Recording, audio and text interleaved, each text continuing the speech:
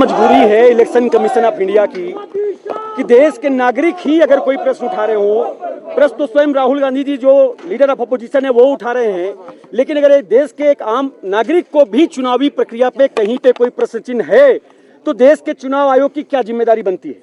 उनकी जिम्मेदारी बनती है कि हर एक प्रश्न का कम से कम वो जवाब दे, तरीके से जवाब दें।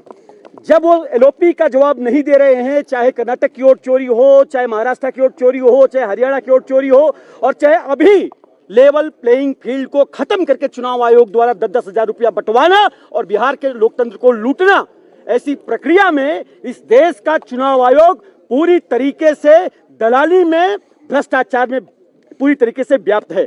हम चुनाव आयोग साहब से कहना चाहते हैं, इस देश के इलेक्शन कमीशन का इतिहास रहा है, टीएन शेषन साहब जैसे लोगों का नाम आज भी लोग याद करते हैं। आखिर क्या मजबूरी है आपकी? कितने करोड़ रुपए ले लिए आपने? अपने परिवार को क्या फायदा पहुंचा दिया आपने कि आप इस पे कोई जवाब देने के लिए तैयार नहीं है? और आज वही परिस्थिति खड़ी कर रहे हैं जो अंग्रेजों के जमाने पर थी। उस समय भी जब अहिंसक आंदोलन करने वाले भारत के लोग अपनी आजादी की मांग करते थे तो उनको लाठियों और बूटों से कुचला जाता था। आज संविधान के सामने लाठी तंत्र की स्थापना करने की कोशिश की जा रही है। भारत का नौजवान इससे डरने वाला नहीं, यूथ कांग्रेस इससे डरने वाला नहीं। उसी कड़ी में आज हम राजीव भवन से यूथ कांग्रेस के सारे नौजवान साथी आज राज्यपाल साहब के पास आए हैं। हम महामहिम से कहना चाहते हैं, महामहिम आपके माध्यम से राष्ट्रपति को संदेश दीजिए, इस देश का नौजवान खोल रहा है, इस देश की जनता सड़कों पर उतरने वाली है। कहीं ये स्थिति न बन जाए कि उसके जिम्मेदार इस देश के सारे लोग जो संस्थानों में बैठे हुए हैं वो बन जाए और उसका जिम्मा और केवल एक व्यक्ति का हो, वो है चुनाव आयोग।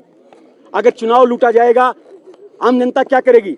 हर 5 साल में जनता यही कहती है ना कि आपने मेरे लिए काम नहीं किया, 5 साल बाद दिखा देंगे। अरे जनता कहने की हकदार नहीं बचेगी, क्योंकि सामने वालों को मालूम है जनता के अधिकारों को लूटो, उनके पैसों को लूटो, बाद में हमें हराने की भी कोशिश करेंगे तो चुनाव आयोग का पिट्ठू हमारे पास तो है ही है।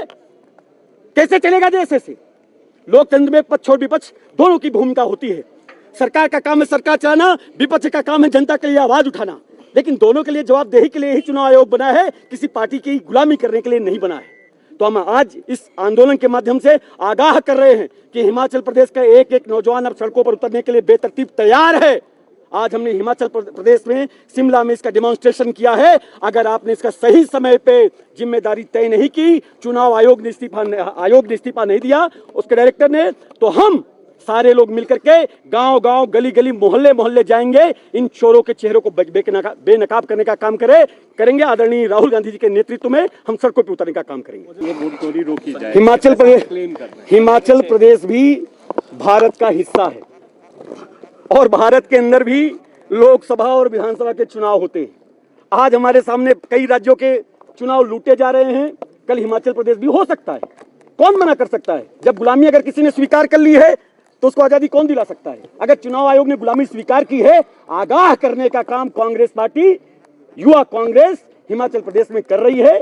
पहले भी हमने छोटे छोटे स्तरों पे किया था, आज हमने प्रदेश स्तर पर राजधानी में राज्यपाल को ज्ञापन देके ये काम शुरू किया है। आगे और बेहतर स्तर पर देखेंगे आप।